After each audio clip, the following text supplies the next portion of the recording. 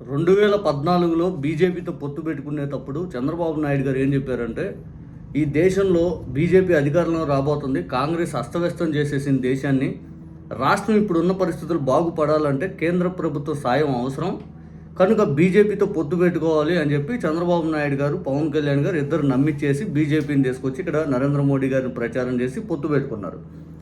గెలిచాక దాదాపు 4.5 సంవత్సరం బీజేపీతోటి కలిసి ఉన్నారు చంద్రబాబు నాయుడు గారు. ఎన్డీఏలో కీలకమైన వ్యక్తి నాడు. రాష్ట్ర ప్రభుత్వం కేంద్ర ప్రభుత్వం దగ్గర నుంచి ఏమన్నా లాభదాయకమైన విషయాలు కానీ, విభజన హామీలు కానీ ఏమన్నా తెచ్చిందంటే గుడిసున్నా, ఏమీ తేలా.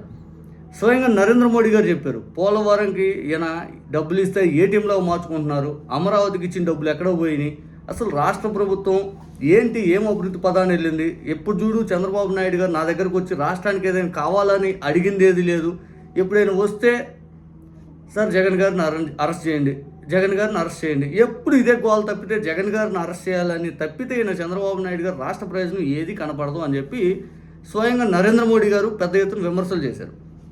సరే అయిపోయింది. 2019లో ప్రజలందరికీ అర్థమైంది చంద్రబాబు నాయుడు గారు రాజకీయ ప్రయోజనాలే కావాలి, రాష్ట్ర ప్రయోజనాల కంటే కూడా అర్థం చేసుకుని 2019 ఓడించారు. మళ్ళీ 24కి వచ్చేసరికి ఇదే పవన్ కళ్యాణ్ గారిని అడ్డం పెట్టుకొని ఈసారి ఎట్టి పరిస్థితుల్లో రాజకీయంగా మళ్ళీ పైచే సాధించాలా, మంచి చేసిన వ్యక్తిపైన దుష్ప్రచారం విపరీతంగా చేయాలా, ఎట్టయినా కానీ 5 అని చెప్పి వద్దని గేట్లు మూసేసుకొని ఉన్నటువంటి బీజేపీని కాళ్ళ ఎల్లబడి లేదు లేదు కావాలి కావాలి కావాలి అని చెప్పి పదే చివరాగా పవన్ కళ్యాణ్ గారు చెప్పారు, చంద్రబాబు నాయుడు గారితో కలవటం ఇష్టం లేకపోతే నేను ఎన్ని తిట్లు తిన్నాను నాకు తెలుసు కేంద్ర ప్రభుత్వం దగ్గర అని చెప్పి అటువంటి బీజేపీ డోర్స్ అనేది ఓపెన్ చేయించుకొని చంద్రబాబు నాయుడు గారు అధికారానికి వస్తే, అధికారంలోకి వచ్చాక పవన్ కళ్యాణ్ గారిని చంద్రబాబు నాయుడు గారు పంపించి జగన్ గారిని అరెస్ట్ చేయాలని చెప్పి అమిత్ షా గారి దగ్గర కూర్చోబెట్టారంట. మీకు అధికారం ఇచ్చింది జగన్ గారిని అరెస్ట్ చేయడం కోసమా? అధికారం ఇచ్చింది కేంద్ర ప్రభుత్వం దగ్గర నుంచి ఏదైనా మనకు రావాల్సిన వనరులు ఏదైనా తీసుకొని రావాలి, విభజన హామీలు అమలు చేయించుకోవాలి, మనం రాష్ట్రం అభివృద్ధి పదంలో ముందుకెళ్ళాలి, మీరు చెప్పినట్టు ప్రత్యేక హోదా కావాలి, మీరు రాష్ట్ర ప్రయోజనాలు ఏది తాకట్టు పెట్టకూడదని చెప్పి మీకు అవకాశం ఇస్తారు.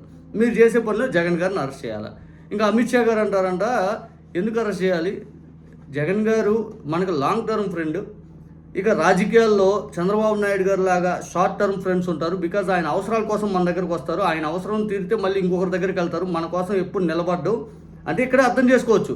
చంద్రబాబు నాయుడు గారు రాష్ట్ర ప్రయోజనాల కంటే కూడా రాజకీయ ప్రయోజనాలు చూసుకుంటారు, అన్ని పార్టీలతో తిరిగి వస్తారు అని చెప్పి పవన్ కళ్యాణ్ గారు చెప్పారంట. ఇంకా దరిద్రం ఏంటంటే పవన్ కళ్యాణ్ గారు కూడా అన్ని పార్టీలు తిరిగి వచ్చిన వాళ్ళే, ఆయన కూడా మీకు లాంగ్ టర్మ్ ఫ్రెండ్ కాదా బీజేపీ వాళ్ళకి. నిజంగా ఆయన అర్థం చేసుకోవాలి, పవన్ కళ్యాణ్ గారికి లాంగ్ టర్మ్ ఫ్రెండ్ అంటే అసలు పార్టీ పెట్టించిందే చంద్రబాబు నాయుడు గారు. బీజేపీ వాళ్ళు ఇంకా పవన్ కళ్యాణ్ గారిని వద్దు పో అది ఇది అని చెప్పి పంపించారంట, వద్దు పోయ్యా అది ఇది అని చెప్పి పంపించారంట. అంటే చంద్రబాబు నాయుడు గారికి ఇది ఎంత అవమానం చూడండి. చంద్రబాబు నాయుడు గారు ఈరోజు వంగొంగి మోడీ గారికి దండం పెడుతూ రాష్ట్రం అట్టుండాలి ఎట్టుండాలి, మోడీ గారు అద్భుతం అద్భుతం, మోడీ గారు లేకపోతే ఈ దేశం ఎక్కడో వెళ్ళిపోయేది అధంపాతాలానికి 2019లో అన్ని తిట్లు తిట్టి మళ్ళీ ఇప్పుడు మోడీ గారు వీరుడు, మోడీ గారు సూర్యుడు, బీజేపీ అది ఎన్డీఏ ఇది అని చెప్పి అందరి ముందు మళ్ళీ చంద్రబాబు నాయుడు గారు భజన కార్యక్రమాలు. ఈ భజన కార్యక్రమాలు విన్నోళ్ళు ఎవరికైనా కానీ చంద్రబాబు నాయుడు గారు ఓహో ఎంత బీజేపీని ప్రసన్నం చేసుకోవాలా అని చూస్తే ఆయన రాష్ట్రం కోసం ప్రసన్నం చేసుకోవట్లా, జగన్ గారిని అరెస్ట్ చేయించాలని తాపత్రయంతో ప్రసన్నం చేసుకుంటున్నారు. ఇంతకంటే దౌర్భాగ్యం ఏదైనా ఉంటుందా? మీ ఇద్దరు రాష్ట్రాన్ని మేము కాపాడుతాం, రాష్ట్రాన్ని అధోగతి చేస్తాం, రాష్ట్రాన్ని కళల ప్రపంచం కంటే దాటిపోయారు. ఈరోజు వచ్చి మీరు వచ్చేసరికి ఇటువంటి మాటలు జగన్ గారిని అరెస్ట్ చేయాలి. ఏమి అక్రమ మద్యం కేసులు పెడతారు, అది చేస్తారు ఇది చేస్తారు, ఒక్క ప్రూఫ్ అనేది మీ దగ్గర ఉండదు. చంద్రబాబు నాయుడు గారు మీరు బీజేపీ వాళ్ళు అన్నీ గుర్తుపెట్టుకున్నారు, మీరు ఏం చేశారు, ఈ రాష్ట్ర ప్రజలకు ఏమీ చేయాల, బీజేపీని నమ్మక ద్రోహం చేశారు, కాంగ్రెస్ వాళ్ళు నమ్మక ద్రోహం చేశారు, టీఆర్ఎస్ వాళ్ళు అంతే చేశారు. ఇంకా మీరు ఏ పార్టీ కలవలేదంటే ఒక వైసీపీతో మీకు కలవాల, అన్నింటిలో కలిశారు, అన్నింటితోటి. అంత దారుణంగా ఉంటుంది మీ రాజకీయ వ్యవహార శైలి. బీజేపీ వాళ్ళు అమిత్ షా గారు వస్తే రాళ్ళు లేపించింది గుర్తుపెట్టుకున్నారు, మోడీ గారు రాకుండా గో బ్యాక్ మోడీ అని చెప్పి ఫ్లెక్సీలు కట్టేసి వాళ్ళ భార్యను తిడుతూ, వాళ్ళ భార్య పేరు భార్యనే చూసుకున్నాడు, దేశాన్ని ఏం చూసుకుంటాడని చెబుతూ, ఆ తర్వాత బాలకృష్ణ గారిని పెట్టుకొని మోడీ గారిని ఏమన్నారు అన్నీ తెలుసు. అట్లా అసలు ఎంత మాట అన్నాడో అందరూ తెలుసు. అసలు అది పెద్ద బూత్ అది. ధర్మ పోరాట దీక్ష పేరిట అన్ని పార్టీలను అక్కడికి వచ్చేసి పిలిచి నరేంద్ర మోడీ గారు వద్దు అది ఇది అని చెప్పి ఇంకా అరాచకం అది అని చెప్పి బండబూతులు తిట్టింది అందరం విన్నాం. Who is Modi, who is Amit Shah అని. వాళ్ళు గుర్తుపెట్టుకొని చంద్రబాబు నాయుడు గారిని ఎక్కడ ఉంచాలో అక్కడే ఉంచుతున్నట్టుంది. కానీ ఎన్ని చేసినా కానీ మన రాష్ట్ర ప్రయోజనాలు మీరు తాకట్టు పెట్టేశారు.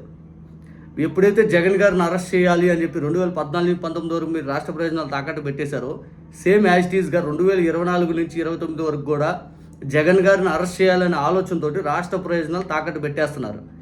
రాష్ట్ర ప్రయోజనాలు తాకట్టు పెట్టినారు కాబట్టే ఖచ్చితంగా మీకు 2019 రిజల్ట్ మళ్ళీ చూపించాలి ప్రజలు. లేకపోతే ఇటువంటి దారుణమైన విధానాలు మీకే ఉంటాయి. రాష్ట్ర ప్రయోజనాలు ఎంతసేపు తాకట్టు పెట్టడం ఎవరో ఒకరి దగ్గర పోయి కాంగ్రెస్తో కలవటం, బీఆర్ఎస్తో చనిపోయిన శవాన్ని పక్కన పెట్టుకొని బీఆర్ఎస్తో పొత్తు గురించి మాట్లాడటం ఈ మీ విధానాలు.